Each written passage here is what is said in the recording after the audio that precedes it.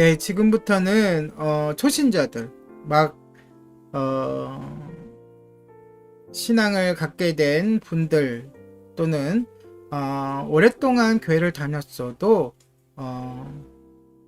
바른 진리에 대해서 좀 부족한 분들을 위해서 함께 나누는 시간입니다. 지금 이 코너인 신앙생활 가이드와 다음 코너인 따라하는 기도, 그 두 코너가 그런데요. 먼저 신앙생활 가이드입니다. 오늘의 첫 번째 주제, 신앙생활 가이드의 첫 번째 주제는 기도에 대한 세 가지 오해입니다. 기도에 대한 세 가지 오해. 오늘날 기독교에 대한 오해가 너무 만연해 있습니다. 따라서 제일 먼저 이런 오해부터 풀어 나갈 필요가 있습니다. 이 오해는 바깥에서 우리를 바라보며 오해하는 것이 아니라 우리가 신앙생활을 하면서 갖는 오해입니다. 새로운 건물을 세우려면 그에 앞서서 먼저 낡은 건물을 허무는 일이 때때로 필수적인 방법이죠. 그렇다면 기독교의 본질은 무엇인가요? 첫째, 기독교는 근본적으로 신조가 아닙니다. 많은 사람들이 기독교를 일종의 신조라고 생각합니다. 그런 사람들은 사도신경을 처음부터 끝까지 아무런 생각 없이 줄줄 암송할 수만 있으면 그리스도인이 될 거라고 생각합니다. 몇 해 전에 어느 병원의 전문의와 대화를 나누는 중에 기독교를 무엇이라고 생각합니까? 라고 그에게 물었던 기억이 납니다. 그는 잠시 생각하더니 그리스도인이란 특정 교리에 동의하는 사람을 말하는 것 아닙니까? 하고 대답했습니다. 그러나 그의 대답은 틀릴 정도가 아니라 매우 부적절한 대답이었습니다. 물론 기독교에는 교리가 있고 또 기독교의 신조는 대단히 중요합니다. 그렇지만 기독교 신앙의 모든 조항에 동의하면서도 그리스도인이 아닐 수 있습니다. 가장 대표적인 경우가 바로 마귀입니다. 야고보서에서는 내가 하나님은 한 분이신 줄을 아느냐? 잘 아는도다. 귀신들도 믿고 떠느니라 라고 했습니다.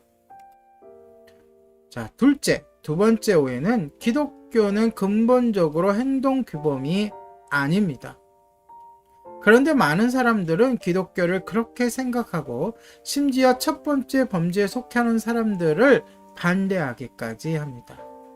그들은 착실한 삶을 사는 한 당신이 무엇을 믿든지 문제가 되지 않는다라고 말합니다. 그리고 그들은 십계명을 지키기 위해 안간힘을 쓰며, 물론 십계명을 잘 지켜야 합니다.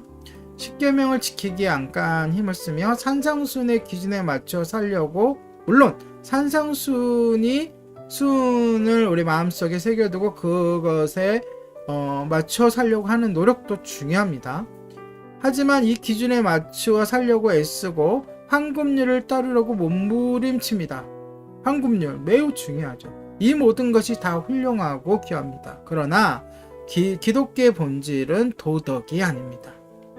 확신하건대 기독교에는 윤리가 있습니다. 그것도 사랑이라는 최고의 법과 함께 이제까지 세상에 알려진 것 중에 가장 고상한 윤리가 있습니다. 하지만 올바른 삶을 살면서도 그리스도인이 아닐 수 있습니다. 많은 불가지론자들이 그런 경우를 증명해 주고 있습니다.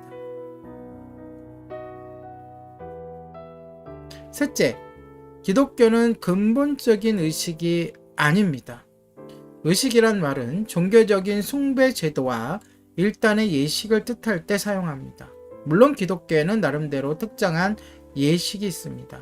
예를 들어 복음서에 나오는 세례식과 성찬식 같은 성례전은 예수님이 친히 제정하셨고 지금까지 교회가 준수해 오고 있습니다. 두 예식 모두 소중하고 유익합니다. 더욱이 교회의 정식 교인으로 등록하고 정규적으로 출석하는 일은 그리스도인의 삶에 있어서 필수적인 부분입니다. 기도와 성경 읽기도 마찬가지입니다. 그러나 이런 외형적인 예식에 참여하면서도 여전히 기독교의 본질을 망각하는 경우가 있을 수 있습니다. 구약의 선지자들은 이스라엘 백성을 향하여 이름뿐인 종교 생활을 한다고 계속해서 책망했으며 예수님도 같은 내용으로 바리새인들을 비판하셨습니다. 따라서 신조, 행동규범, 의식 모두 나름대로 중요한 위치에 있지만 기독교는 이런 것이 아닙니다. 다시 말해서 기독교는 본질적으로 지식이나 윤리 제도 또는 의식이 아니라는 것입니다.